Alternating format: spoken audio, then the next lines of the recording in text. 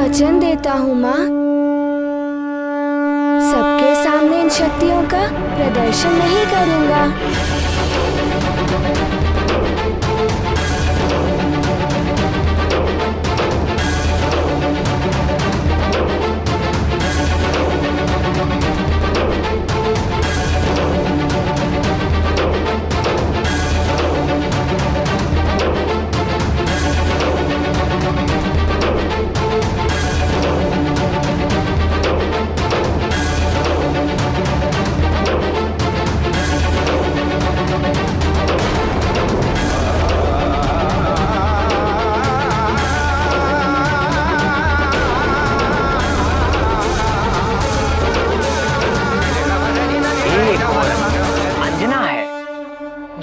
संसार को ज्ञानवान उद्धार करता हनुमान, संकट मोचन हनुमान स्वरूप पुत्र दे रही है,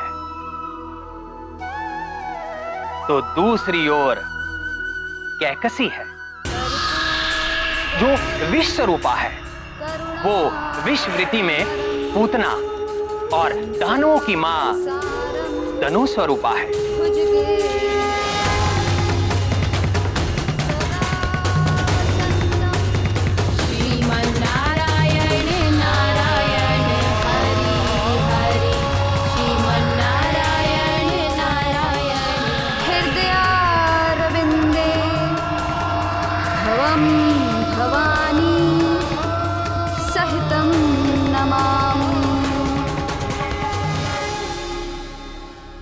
विष स्वरूपा माताएं ही अपने कुविचारों और कुसंस्कारों के विष से अपनी संतान को पतन और अंधकार की ओर धकेल देती हैं।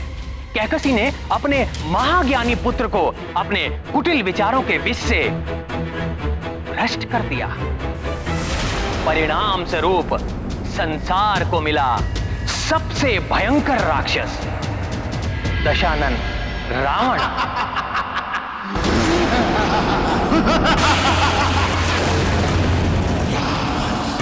श्रीमन्नारायण नारायण हरि हरि श्रीमन्नारायण। प्रिय कैकसी, तुम्हें नहीं लगता ईश्वर पूजा के लिए जलाए गए दियों से अधिक उजाला तुम्हारे इन आभूषणों की चमक से है इस आश्रम में?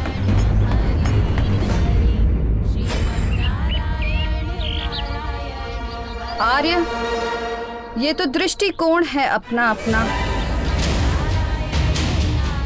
पूजा के दीप हो या हमारे पुत्र के दिए हुए ये आभूषण, मूल उद्देश्य तो आश्रम को उज्जवल रखना ही है।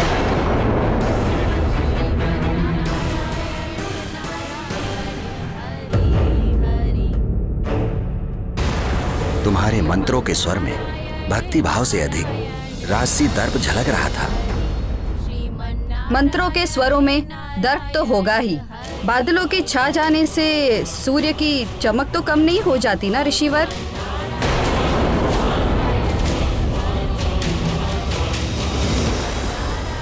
आश्रम में रहते हुए भी हम लंका की राजमाता हैं।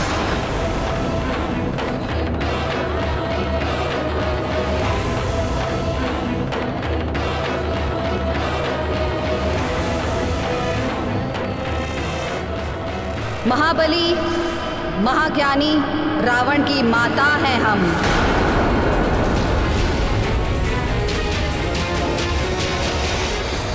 माँ के संस्कार, स्वभाव और सोच का संतान पर प्रभाव पड़ता ही है। इसलिए माताओं को संतान का पालन पोषण बड़ी सावधानी से करना चाहिए।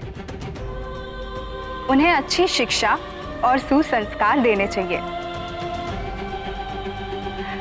अपनी संतान को अपनी कुंठा और दुष्प्रवृत्ति से सदैव दूर रखना चाहिए, जो रावण की मां कैकसी ना कर सकी।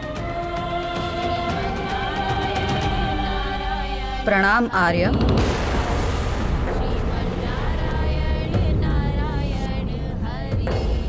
मैं भी तो रावण का पिता हूँ, किंतु रावण के लिए आपके पास किंतु परंतु के अलावा और कुछ है ही नहीं। आपको तो उसे आशीर्वाद देना चाहिए, पर आप हैं कि उसे आशीर्वाद देना तो दूर, उसके शत्रु विष्णु की पूजा अर्चना कराते हैं आश्रम में, और आपके ये शिष्य हरि कीर्तन करते हैं। किंतु कैकसी, मेरे लिए तो पितामह ब्रह्मा, श्री हरि विष्णु और महादेव, ये तीनों देव समान रूप से पूजनीय हैं। और एक ऋषि के आश्रम में इन तीनों की पूजा तो होगी। जहां तक मेरे पुत्रों की बात है, तो एक पिता अपने पुत्र को स्वयं से भी अधिक प्रेम करता है। तो स्वामी, चलिए ना लंका। अभी समय भी उचित है। रावण विभीषण तो मिलेंगे ही। कुंभकर्ण के जागने का समय भी हो रहा है। पूरे 6 माह बाद जागने वाला है वो।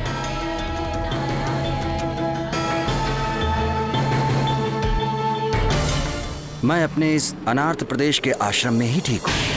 मेरे लिए लंका जाने का समय तब आएगा जब रावण अपने बड़े भाई कुबेर को उसकी लंका और पुष्पक विमान सम्मान सहित लौटाएगा और अधर्म का मार्ग त्याग कर धर्म पथ का अनुसरण करेगा। उसे समझाओ, समय परिवर्तित हो रहा है, समय को समझे। समय के विषय में सोचना दुर्बलों का काम होता है। समय तो दास होता है महाबलियों का। और रही बात लंका की, तो लंका तो कभी कुबेर को नहीं मिलेगी। हमारा पुत्र है लंका का अधिपति। शीघ्र ही तीनों लोगों का अधिपति होगा हमारा पुत्र, आपका पुत्र, त्रिलोक स्वामी रावण, ऋषि विश्रवा का पुत्र। मैं रावण का पिता हूं। उसका हर सत्य से सामना कराना मेरा कर्तव्य है। तुम्हारा ये स्वप्न कभी पूर्ण नहीं होगा, क्योंकि जो मैं देख पा रहा हूं वो तुम नहीं देख पा रही हो। नेत्र हम भी खुले रखते हैं आर्य। कैकशी, यदि प्रकाश ना हो तो आंखें अंधे के समान हो जाती हैं, और यदि प्रकाश तीव्र हो तो भी कुछ दिखाई नहीं देता। संसार एक नए युग के आलिंगन को तत्पर है।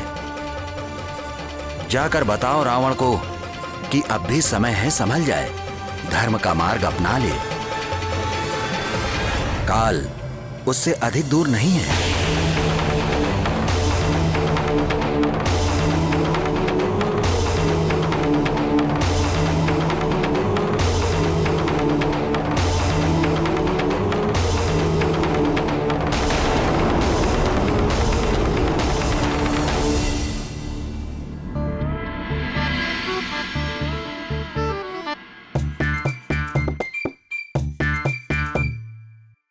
सखा,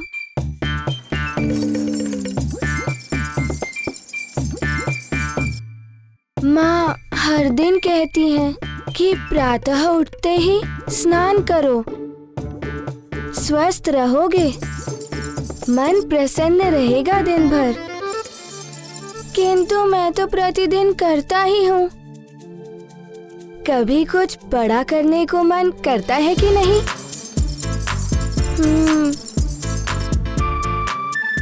कल से ही मन कर रहा है कि जो शक्तियाँ मिली हैं उन्हें देखूं, उन्हें परखूं, क्या हो सकता है उन वरदानों में।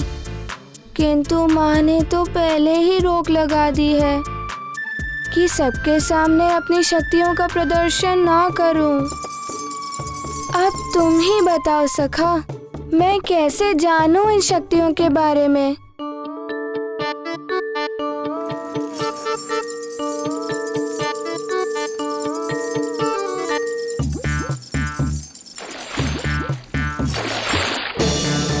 क्या कर रहे हो सखा?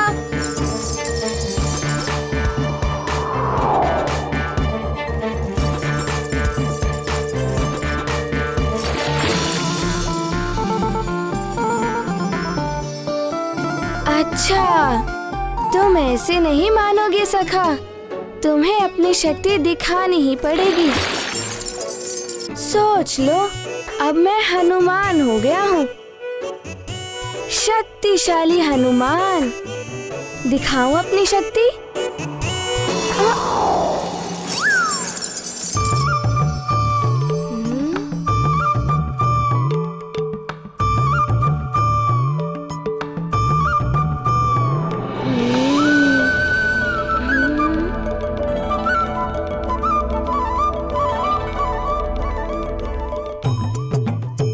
सखा, यहाँ पर तो कोई भी नहीं है।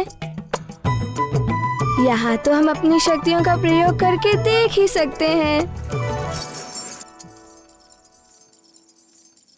मैं देवराज इंद्र तुम्हें वरदान देता हूँ, आज से किसी भी वज्र का कोई भी प्रभाव तुम पर नहीं पड़ेगा। तुम्हें वरदान देता हूं कि तुम सदैव मेरे वरुण पाश और जल से सुरक्षित रहोगे। नदी, समुद्र या कोई भी जल तत्व तुम्हें किसी प्रकार से क्षति नहीं पहुंचाएंगे। क्या करूं? इतने वरदान, कौन सी शक्ति का प्रयोग करूं? बड़ी ही उलझन है सखा, सोचना पड़ेगा। मैं ब्रह्मा तुम्हें वरदान देता हूं, तुम इच्छाधारी होगे। जब जैसा रूप धारण करना चाहोगे तुम कर सकोगे।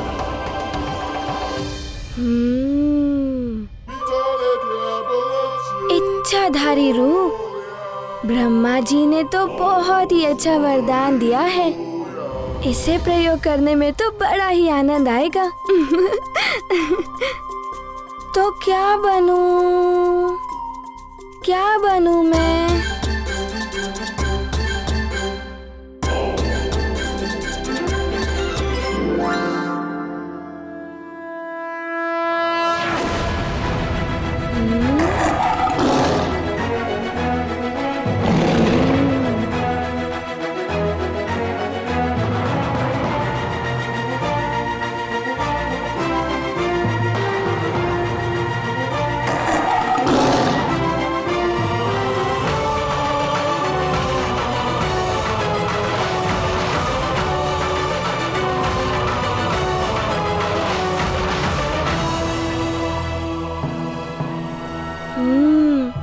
ब्रह्मा जी का वरदान, अब बनेगा सिंह हनुमान।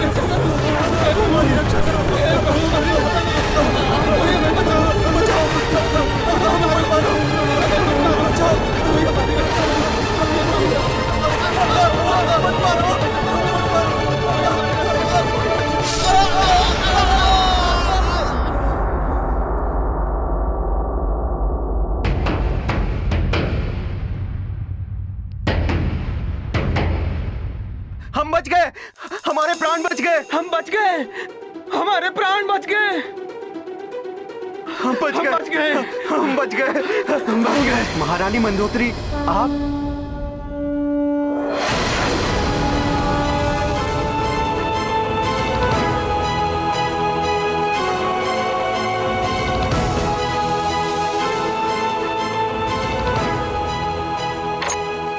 बस तुम्हारे शीश मेरे चरणों में नहीं, मात्र ईश्वर और माता पिता के चरणों में ही झुकने चाहिए।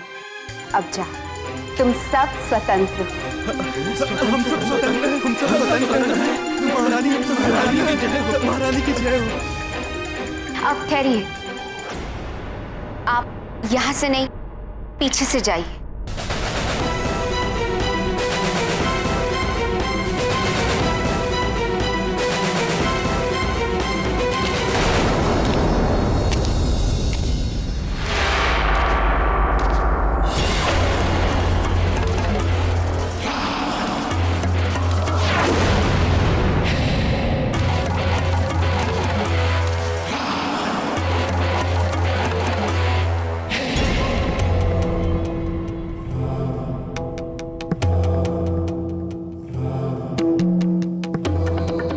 महारानी मंदोदरी, क्यों छोड़ा अपने इन बंदियों को? पूर्णमासी के दिन इनकी बलि चढ़ानी थी हमें। अपने पति को निर्बलों पर अत्याचार और अन्याय करने से रोकना हर पत्नी का धर्म होता है। वही निभा रही हूँ स्वामी। सुन लो महारानी, मुझे तीनों लोकों पर शासन करना है और उसके लिए भय का होना आवश्यक है। भय ही विजय का मार्ग प्रशस्त करता है। उन निर्बलों में भय फैलाकर ही उन्हें जीता जा सकता है। निर्बलों को प्रेम से भी जीता जा सकता है स्वामी।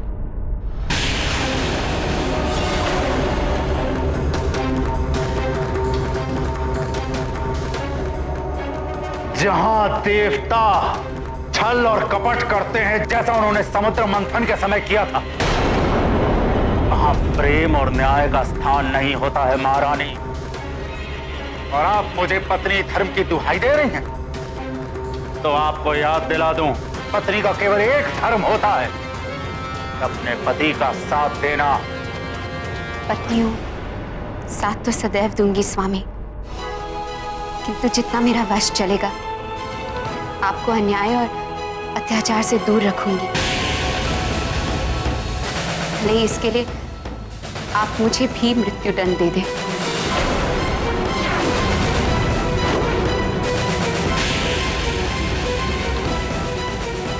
पतिव्रता पत्नी, कैसी पत्नी मिली है मुझे? हाँ? ऐसी पत्नी मिली है मंदोदरी, जिसके महत्व को रावण अपने अहंकार के कारण समझने में असमर्थ है। रावण मंदोदरी का सुहाग है, किंतु पतिव्रता मंदोदरी सौभाग्य है उसका, जिसे वो अपना दुर्भाग्य समझ रहा है। मंदोदरी के पुण्य और तप के कारण ही रावण के पापों का घड़ा नहीं भर रहा था। हाँ, केवल सहचारिणी ही नहीं, पत्नी सहधर्मिणी भी होती है। पत्नी के तप का प्रभाव पति के जीवन पर पड़ता है। रावण अत्याचार करके पापों का अर्जन करता, तो दूसरी ओर मंदोदरी के पुण्य कर्मों से उसके पति रावण के पापों का क्षय होता। मात्र रावण के साथ ही नहीं है, अपितु संसार के सभी पतियों के साथ भी है। उन्हें ये समझ लेना चाहिए कि पत्नी मात्र पति की अनुगामिनी ही नहीं होती है। पति के मान सम्मान और प्रतिष्ठा की रक्षा के लिए उन्हें अधर्म के मार्ग पर चलने से रोकने की शक्ति और क्षमता भी रखती है।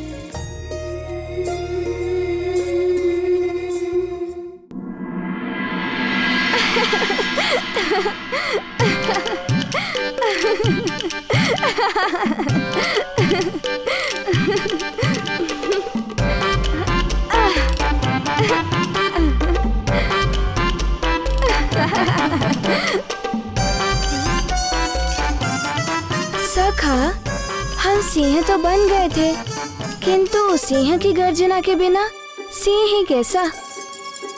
हमें एक बार तो सिंह गर्जना करनी ही होगी।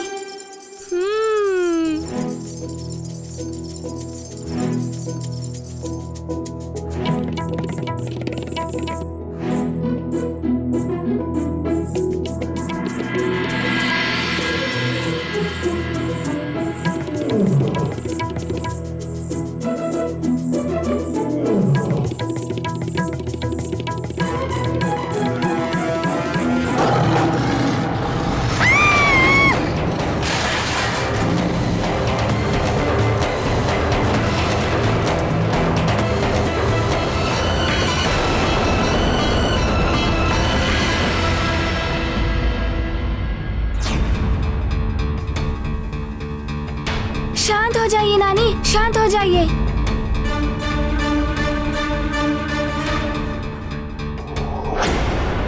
क्या हुआ?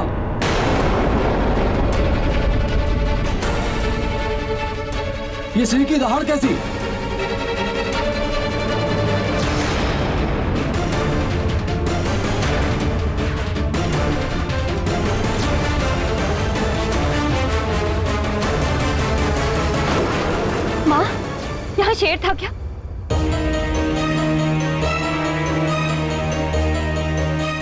आवाज तो यहीं से आई थी।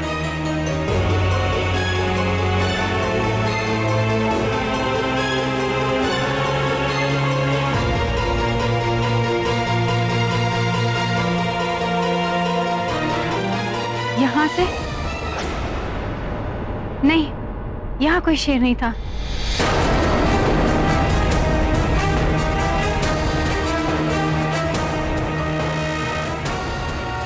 नानी, वो सिंह था ना, मैं तो कुछ भी बोलता रहता। कुछ नहीं, वो वहां है ना स्तंभ के आगे, बस उसी से डर गए थे।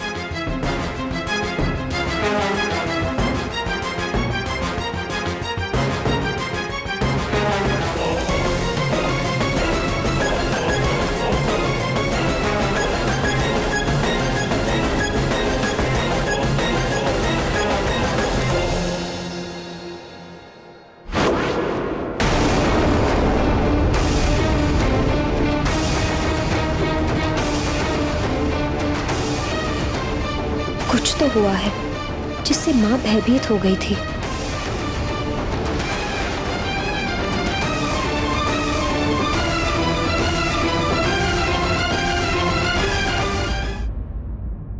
हनुमान, मैंने मना किया था ना तुम्हें, फिर भी तुमने अपनी वरदानी शक्तियों का प्रदर्शन किया।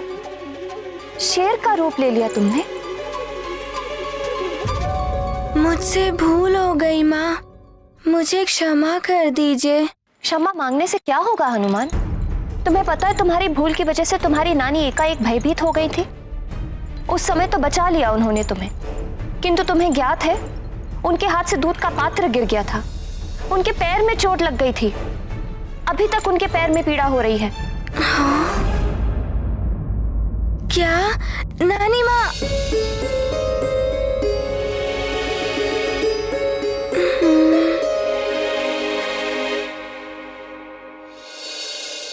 मैंने तो एकांत में किया, मुझे क्या पता कि नानी माँ भी उसी समय आ जाएंगी। इसीलिए मैंने तुमसे कहा था, फिर से कह रही हूँ, अपार शक्तियाँ अपार दायित्व लेकर आती है पुत्र। तुम्हें इन शक्तियों का सम्मान करना सीखना होगा।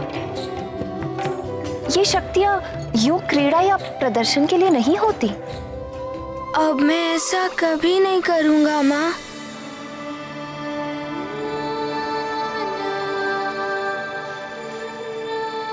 राजमाता की जय! राजमाता की जय! राजमाता की जय! राजमाता की जय! राजमाता की जय! राजमाता की जय! राजमाता की जय! राजमाता की जय! राजमाता की जय!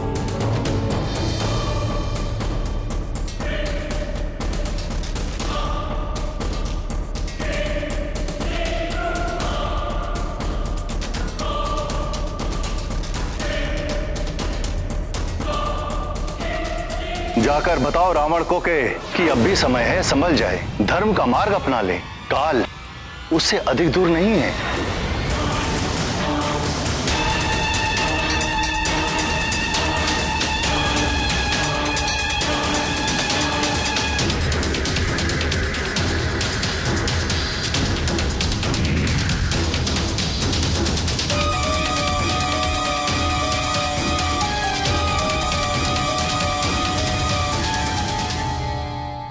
स्वामी जिस समस्या के विषय में बता रहे थे उसका निदान तो होना ही चाहिए, किंतु उसका उचित हल ढूंढने के लिए आवश्यक है सारी सच्चाई को जानना कि वो ऐसा क्यों कह रहे थे।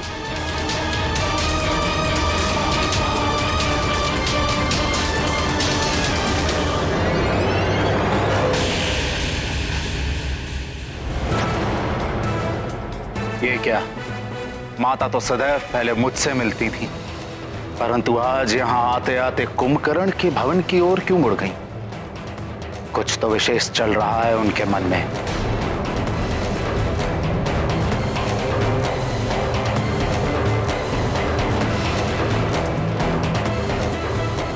प्रणाम भैया। प्रणाम विभीषण।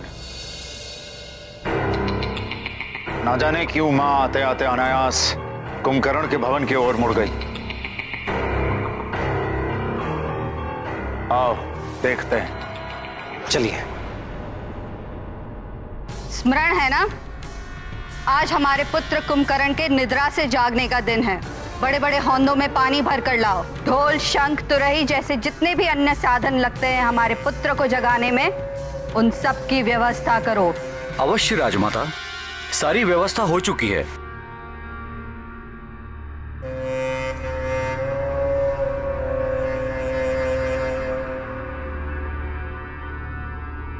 प्रणाम माता।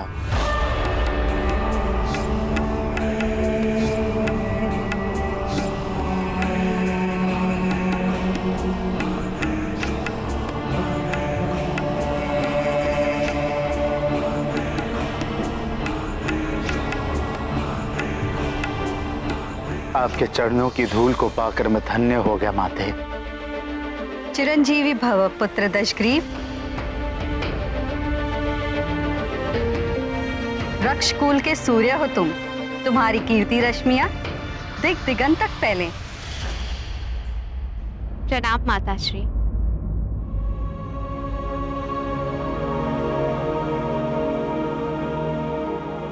सदा सुहागन रहो।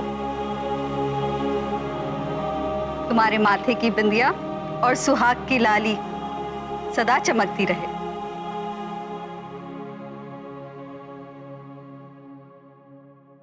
आयुष्मान भव मेरे धर्मज्ञ पुत्र विभीषण। तुम पुण्यतः अपने पिता पर गए हो। अपने बड़े भाई की सदैव पिता समान ही सेवा करना। अवश्य माता। माता, आप मेरे भवन की ओर आते आते अनायास इधर क्यों मुड़ गई? कदाचित आपको यह तो नहीं लगा कि मैं भूल गया कि आज मेरे भाई कुंभकर्ण के जगने का दिन है?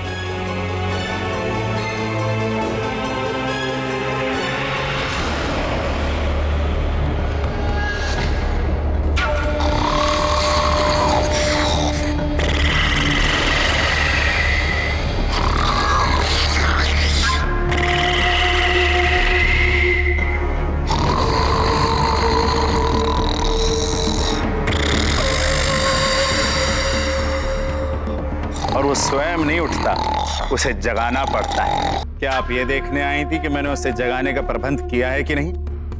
माता, मैंने उसे जगाने की सारी व्यवस्था की हुई है। पुत्र दशग्रीव, तुम्हारा तुम्हारे भाइयों के प्रति ये स्नेह देखकर तुम्हारी माता कैकसी प्रसन्न है। मैं तो इसलिए कुंभकर्ण की भवन की ओर चली आई क्योंकि पिछली बार जब कुंभकर्ण के जागने का दिन आया था तब तुम महादेव की तपस्या के लिए हिमालय क्षेत्र गए हुए। उस दिन वो अपनी भूख मिटाने के पश्चात सीधा वन में माते माते पुकारता दौड़ा चला आया था। तुम्हारा भी नाम ले रहा था। वो कुछ बताना चाहता था मुझे। कोई रहस्य ज्ञात हुआ था उसे।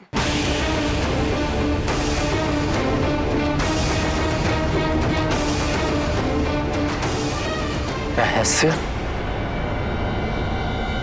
कैसा रहस्य माते? कुछ तो अवश्य था पुत्र। तुम तो जानते हो कुंभकर्ण महाबली है। भय तो स्वयं उससे भयभीत हो जाए, इतनी शक्ति है उसमें। किंतु उस दिन मैंने भी पहली बार उसके मुखड़े पर भय के चिन्ह देखे थे। जब तक वो मुझे कुछ बताता, सूर्यास्त हो गया और उसके साथ वो भी गहरी निद्रा में डूब गया।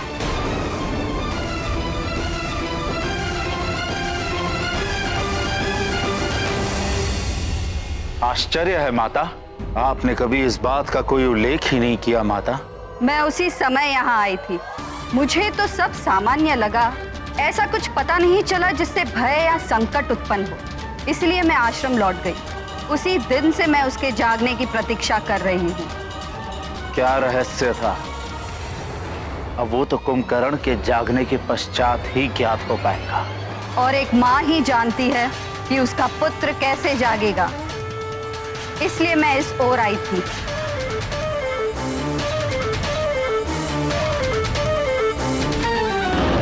राजमाता कैकसी की जय। राजमाता कैकसी की जय। लंकापति रावण की जय। महारानी की जय। विभीषण भैया की जय। अतिबल, अब आए हो तुम? रात से भेजा था तुम्हें उस वानर बालक के बारे में पता लगाने के लिए।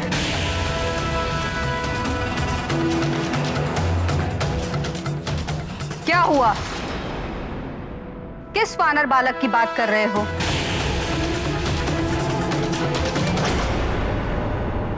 हनुमान, मेरे पुत्र, मैं समझती हूं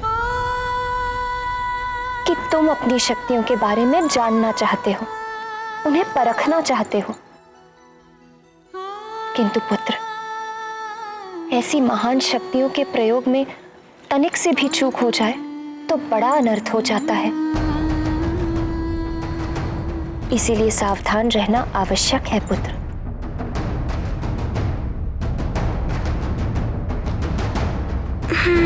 तो देवताओं ने दिया है उस वानर बालक को वरदान। हाँ लंकेश, पहले तो देवताओं ने उसे जीवित किया, फिर उसे हनुमान नाम दिया।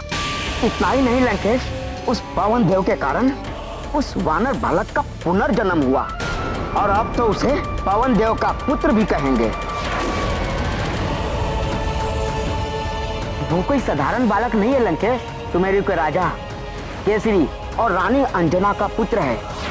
देवताओं ने उसे वरदान में कुछ शक्तियां दी है जिनके बारे में अभी कुछ ज्ञात नहीं हो पाया है लंकेश। किंतु क्या? लंकेश, ये वही बालक है जिसने सूर्य को निगल लिया था।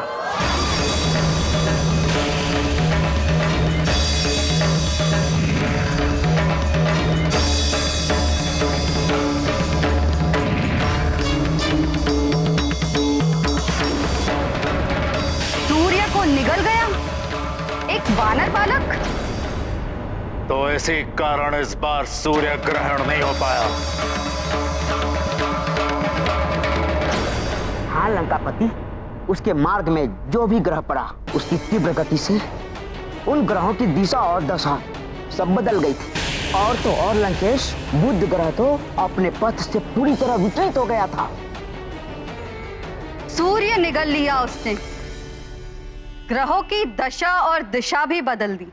अब हम उसकी दिशा और दशा बदलेंगे।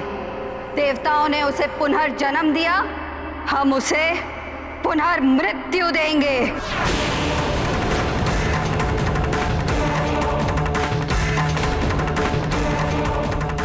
दशग्रीव, तुम्हारे पिता ने भी कदाचित इसी ओर संकेत किया था।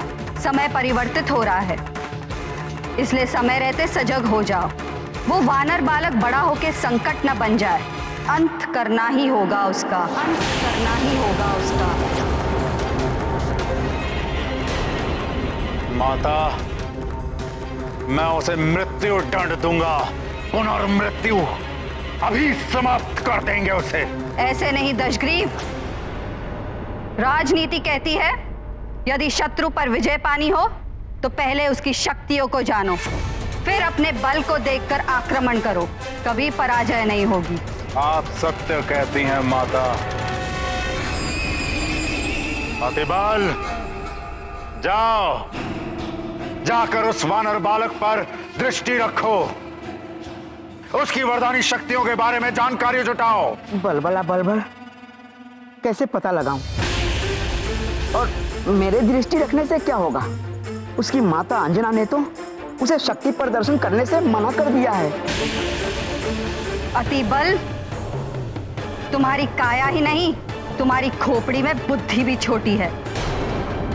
अरे मूर्ख, वो छोटा बालक है, उन्हें यदि कुछ भी मिल जाए तो वो सबको दिखाने में उत्सुक रहते हैं, भले ही उसकी माँ ने मना किया हो। यदि तुम थोड़ा सा भी उसे उकसा दोगे तो उसकी सारी छिपी हुई शक्तियां बाहर आ जाएंगी।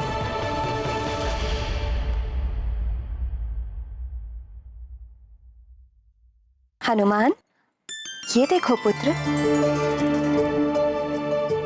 2 खूंटियां और ये 2 थाल में श्वेत और लाल मालाएं। अब हम इनके साथ एक खेल खेलते हैं।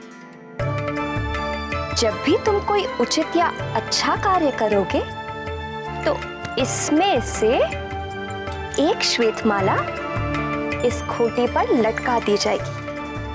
इसी प्रकार यदि तुमने कुछ अनुचित या बुरा कार्य किया तो एक लाल माला इस खूंटी पर लटका दी जाएगी। किंतु इससे होगा क्या माँ? यदि श्वेत मालाएं अधिक होंगी तो तुम विजयी होगे। अब देखना ये है कि तुम कितनी श्वेत मालाएं प्राप्त कर सकते हो।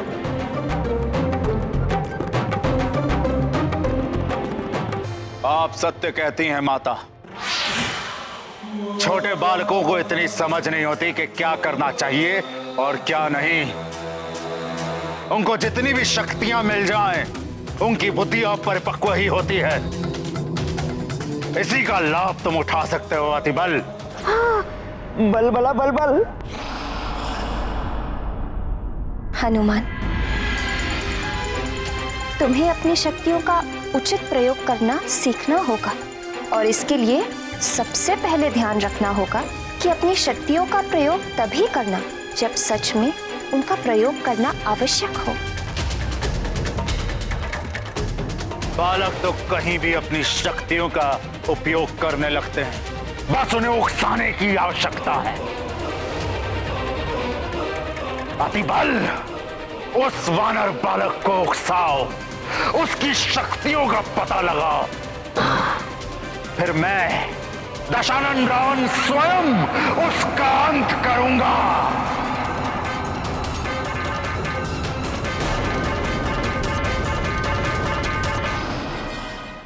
उचित है माँ, मैं अपनी शक्तियों का प्रयोग तभी करूँगा जब उन्हें सच में प्रयोग करने की आवश्यकता होगी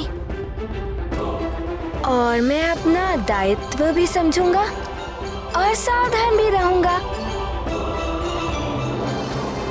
अब तो मैं आपका अच्छा पुत्र हूँ ना माँ?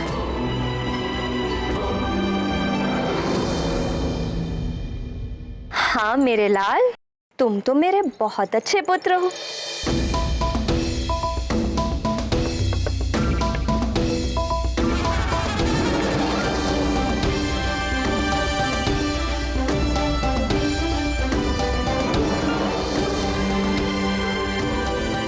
माँ, मैं आपका अच्छा पुत्र हूँ ना, इसीलिए मैं अधिक से अधिक श्वेत मालाएं प्राप्त करके दिखाऊंगा। तुम जितनी अधिक श्वेत मालाएं प्राप्त करोगे पुत्र, तुम्हारी माँ को तुम पर उतना ही गर्व होगा।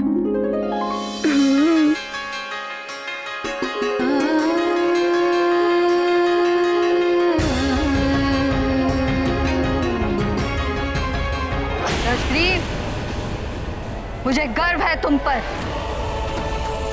मैं जानती हूँ उस बालक को कितनी भी शक्तियां दे दे ये कपटी देव, उसका अंत तुम ही करोगे।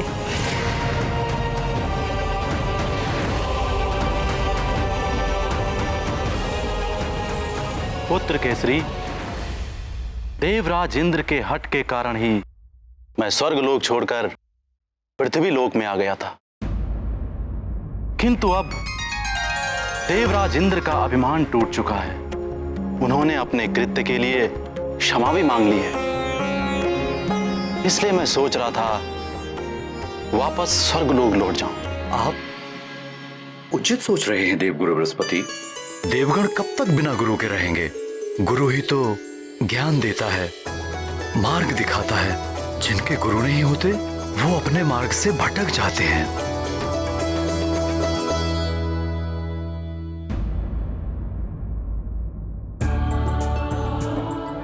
प्रणाम देवगुरु।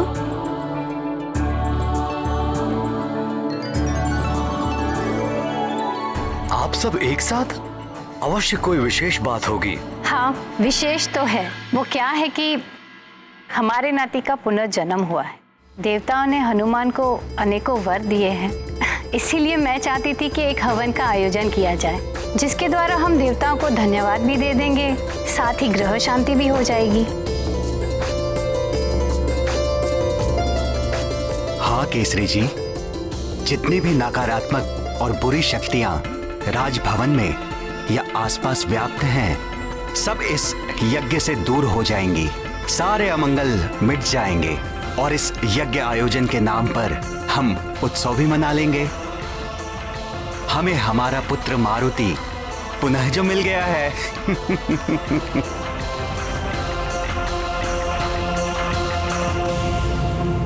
तात, माता, आपका परामर्श तो अति उत्तम है।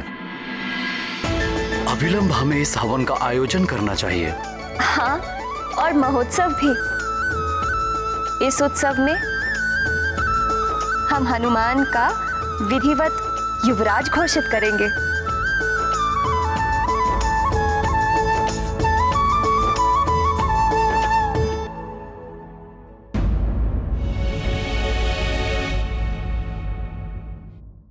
उत्सव और यज्ञ तो हम करेंगे ही, किंतु अंजना, उसके युवराज पद की घोषणा का आयोजन हम कभी और कर लेंगे।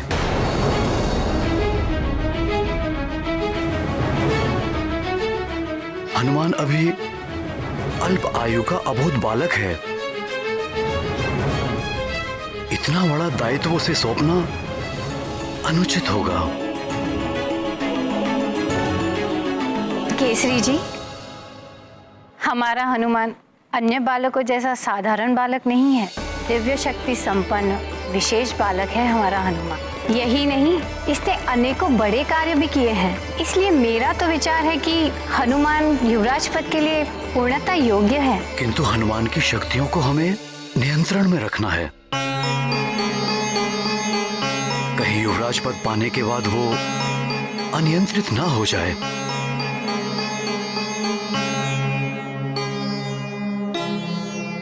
सिंह की शक्ति को यदि नियंत्रित करके रखा जाए तो वो अपनी शक्तियों को भूल जाता है और एक साधारण सा पशु बनकर रह जाता है। वो आखेट तो दूर, आक्रमण करने वाले का सामना भी नहीं कर पाता है। कहीं ऐसा ना हो कि हनुमान भी इसी प्रकार कुंठित होकर न रह जाए। नियंत्रण रखिए, किंतु ध्यान रहे बालक को उसकी योग्यता से दूर रखने से कहीं उसका आत्मविश्वास ही समाप्त ना हो जाए। पितामह सत्य कह रहे हैं। हमें नियंत्रण रखने के साथ साथ प्रोत्साहन भी करना चाहिए हनुमान का। इसे इसके दायित्वों का आभास कराना चाहिए। इसे अपनी शक्तियों को उचित प्रयोग करने योग्य बनाना है हमें।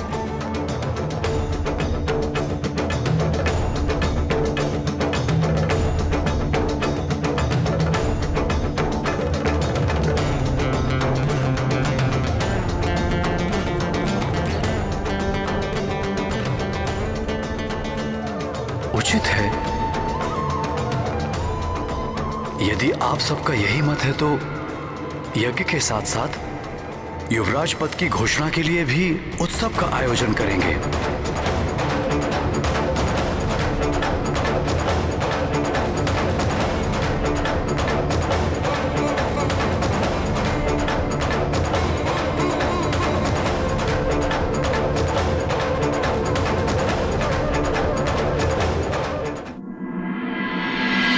अरे वाह, उत्सव! तब तो बड़ा ही आनंद आएगा। मधुर पकवान बनेंगे, नए नए वस्त्र मिलेंगे और भी बहुत सारी वस्तुएं मिलेंगी।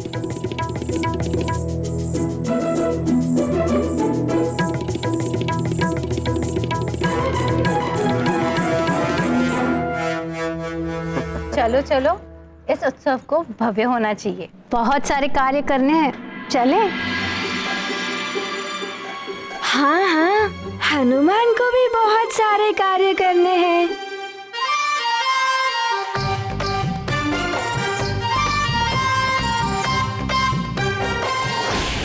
महाराज, महाबली कुंभकर्ण को जगाने का समय हो गया है।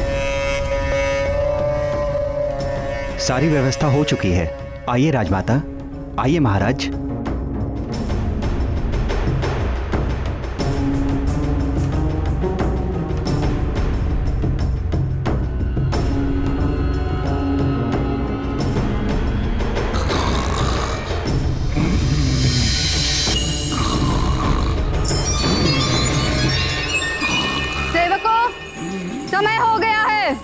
कुंभकर्ण को जगाने की प्रक्रिया आरंभ करो।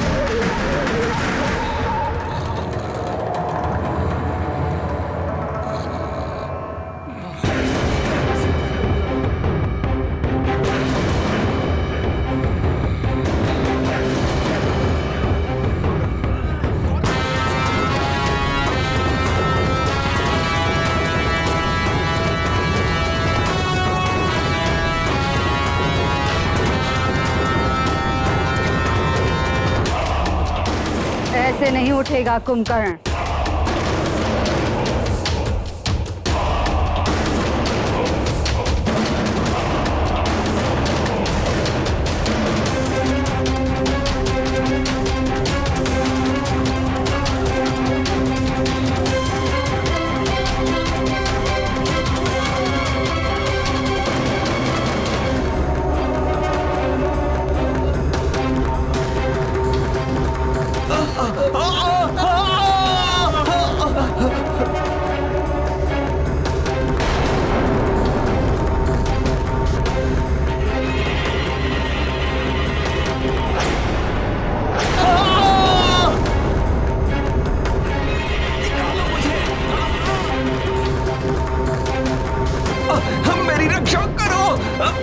इस तरह तो सेवक और सेविकाएं तो मृत्यु के मुख में चले जाएंगे। हाँ भाभीश्री, किंतु हम कर भी क्या सकते हैं?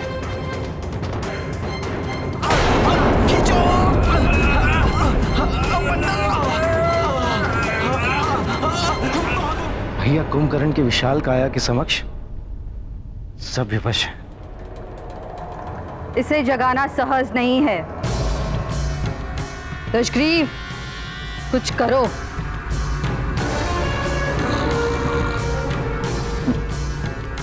एक उपाय है माता।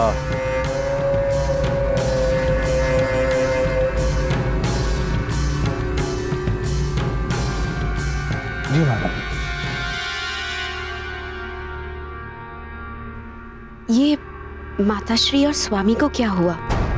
लगता है कुछ विशेष करने वाले हैं।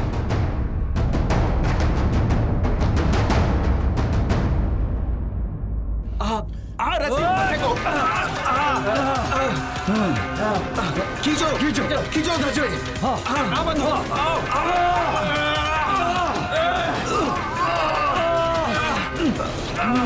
शीघ्रता से खींचो। माता, कुंभकर्ण को जगाने के लिए इससे अच्छा कोई और उपाय नहीं है। आशा तो यही है कि ये उपाय काम कर जाएगा।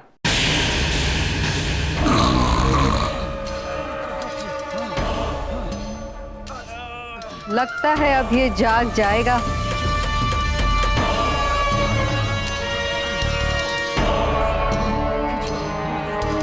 सेवकों, कुंभकर्ण की नासिका के और समीप लेके जाओ भोजन को। जैसे ही इसकी भूख जागेगी, ये भी जाग जाएगा।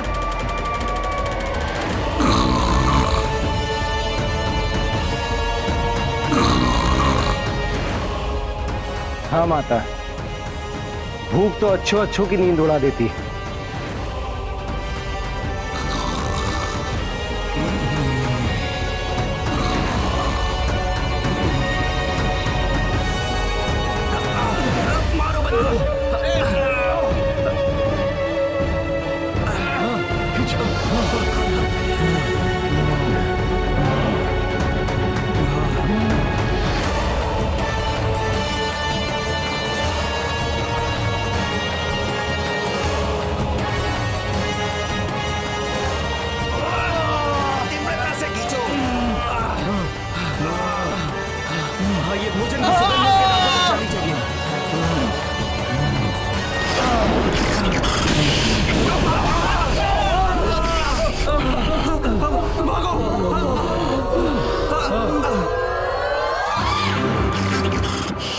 कुंभकर्ण, मेरा पुत्र।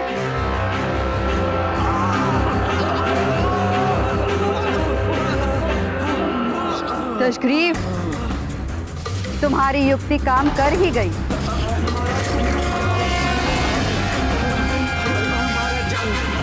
मेरा भाई कुंभकर्ण जाग गया।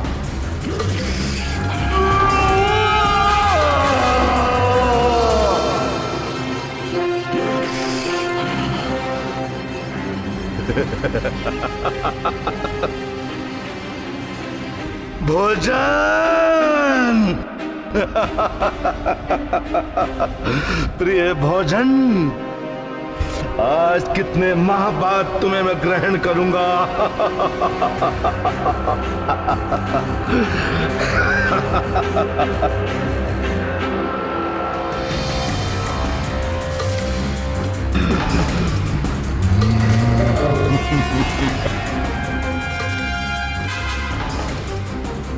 भोजन के पश्चात हम ये जान जाएंगे कि वो कौन सा रहस्य था जिसके कारण ये भयभीत था।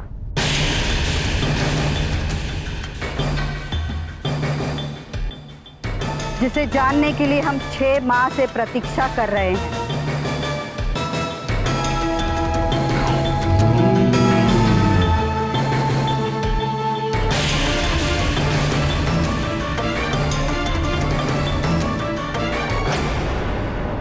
माते,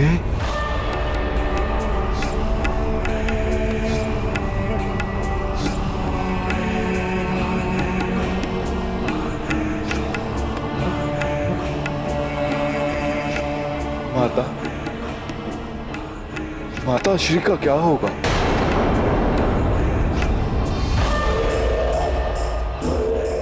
भ्राता दशनन,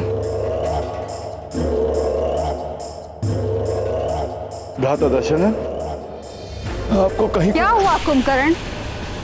शांत हो जाओ पुत्र, शांत। माते, भैया का क्या होगा?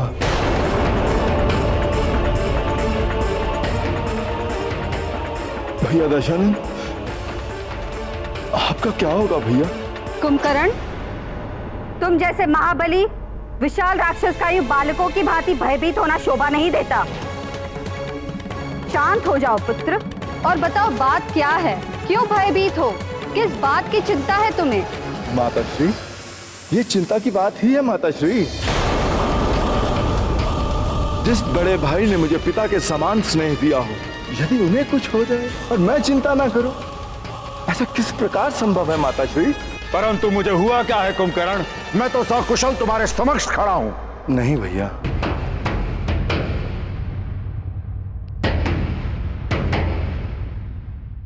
वो क्या है कि मैं आपको बताता हूं बड़े भैया। पिछली बार 6 माह पूर्व जब मैं जागा था, तब आप तो थे नहीं बड़े भैया। तब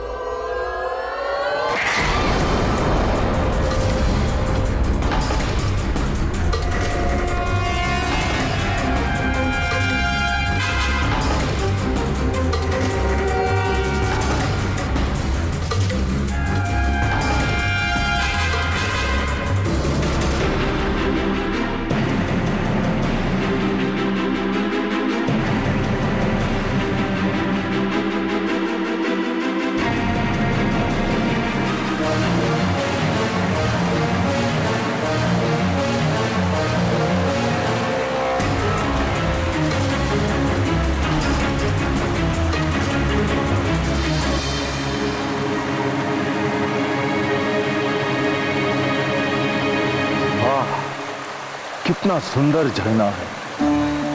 इसे देखकर तो मेरी प्यास और बढ़ गई। क्यों ना इसका जल ग्रहण कर मैं अपनी प्यास बुझाऊं।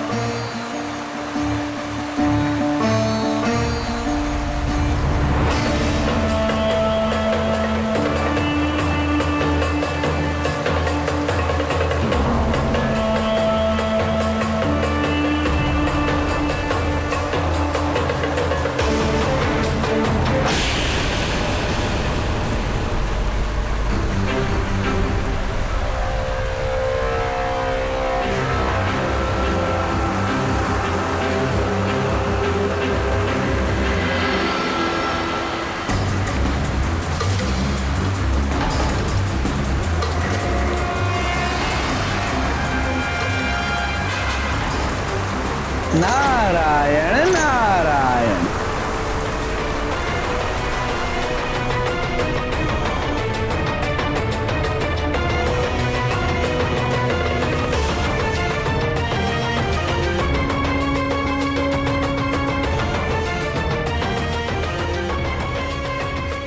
कौन है जो इस घनघोर वन में नारायण नारायण बोल रहा है? कुंभकर्ण।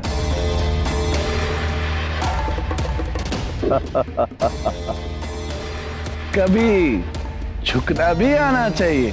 देवर्षि नारद प्रणाम। मुझे भी ऐसा ही प्रतीत हुआ था कि आप ही होंगे। तो क्या है ना देवर्षि, कि आप मुझे दिखे ही नहीं। कुंभकर्ण, चाहे बड़ी देह वाले हों या पद में बड़े हों, बड़ों को कभी कभी झुक भी जाना चाहिए। देवर्षि, आप कभी कभी बड़ी गूढ़ बातें कह जाते हैं। स्पष्ट कहिए कि आप कहना क्या चाहते हैं। अब जैसे तुम्हारा बड़ा भाई रावण, वो तो बस नारायण नारायण, स्वयं को सबसे ऊंचा महान समझता है। नर वानर तो जैसे उसके समक्ष कीड़े मकोड़ों के समान है। देवर्षि, आप बात को गोल गोल घुमा रहे हैं। साफ साफ कहिए कि आप भ्राता श्री रावण के बारे में क्या कहना चाहते हैं। नारायण नारायण। विष्णुदेव ने नर अवतार धारण किया है। उनका जन्म हो चुका है रावण का वध करने के लिए। देवर्षि! देवर्षि!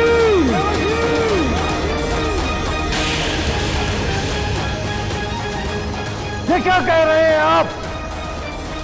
कहां लिया है विष्णु ने अवतार? बताइए मुझे। नारायण नारायण।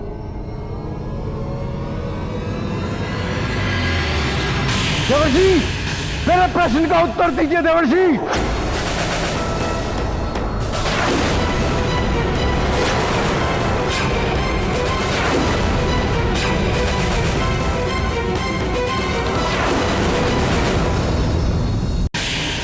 ये क्या कह रहे हो कुंभकर्ण? वो छलिया विष्णु नर अवतार में? हाँ भैया, और आप भी तो इस बात से भली भांति परिचित हैं कि उस विष्णु के कारण हमारे असुर वंश के कितने महावीर, हिरणाक्ष, हिरण्यकश्यप और न जाने कितने ही महाबलियों का अंत हुआ है। विष्णु का नर अवतार और सुमेरु में सूर्य निगलने वाला वो वानर। केवल नर और वानरों से ही मेरे पुत्र को खतरा है।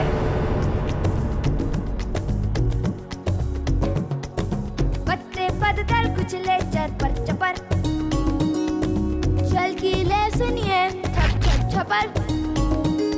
यह जंगल जीवन जगमग जगर, जंगल जीवन जगमग जगर, जंगल जीवन जगमग जगर, जंगल जीवन जगमग जगर।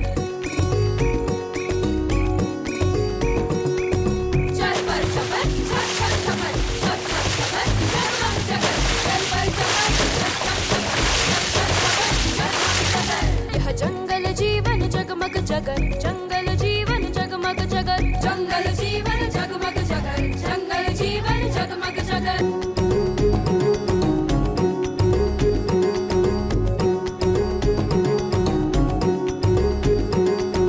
कर्ता ने कर्म को करण से के द्वारा संप्रदान अपादान संबद्ध विभक्ति ने मारा।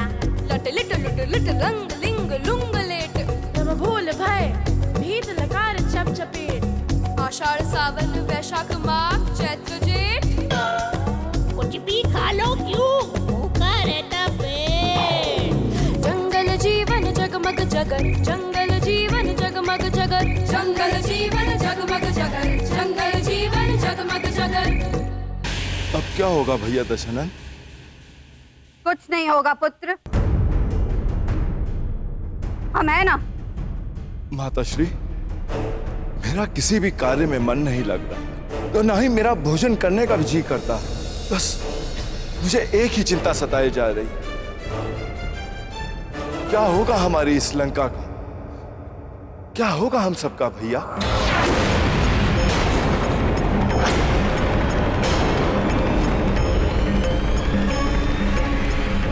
कुछ तो कहिए। कुंभकर्ण, ये धुर्त देवता कितना भी छल कपट कर ले, कोई भी अवतार धारण कर ले, किंतु हमारे पुत्र रावण का ये कुछ भी अहित नहीं कर सकते।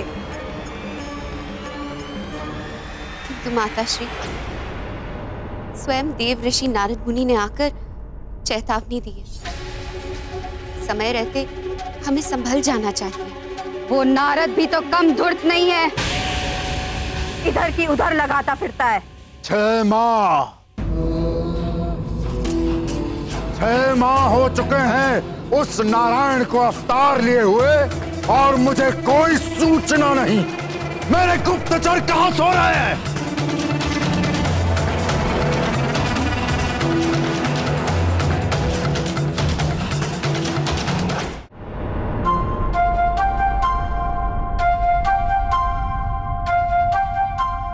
मित्र मारुति, वो मैं कह रहा था। हाँ?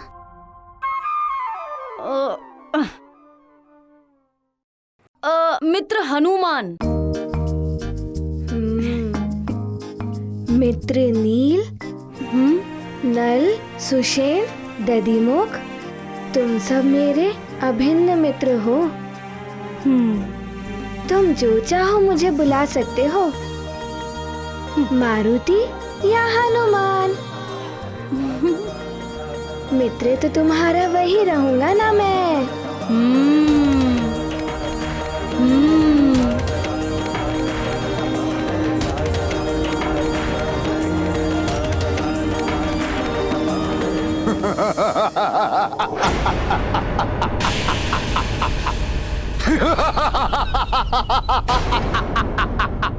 ये भैया को क्या हो गया?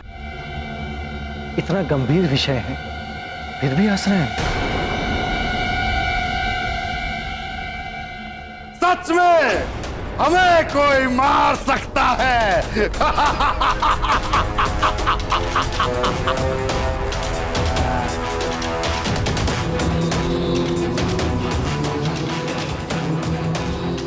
रावण है हम, अहम ब्रह्मास्मि। हमारा तनिक सा भी कोई अहित नहीं कर सकता। तुम्हारा यही अहंकार तुम्हें एक दिन ले डूबेगा दशग्रीव।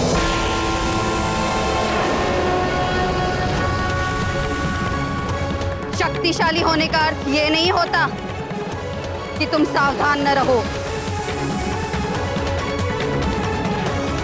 एक विशाल वृक्ष को भी छोटा सा दीमक खोखला कर देता है और एक दिन वही विशाल वृक्ष धाराशाही हो जाता है। राक्षस कुल के उत्थान के लिए मैंने क्या क्या नहीं किया। मैं चाहती तो किसी भी राजा से विवाह करके महलों का सुख भोग सकती थी।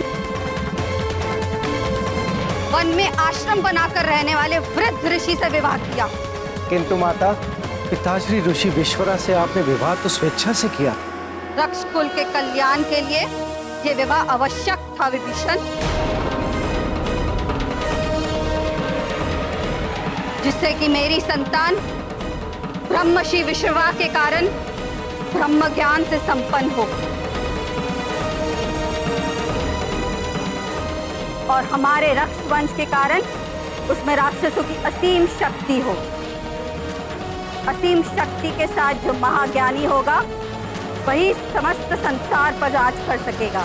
किंतु न जाने क्यों मेरा ये स्वप्न मेरी संतानें पूरा कर भी पाएंगी या नहीं।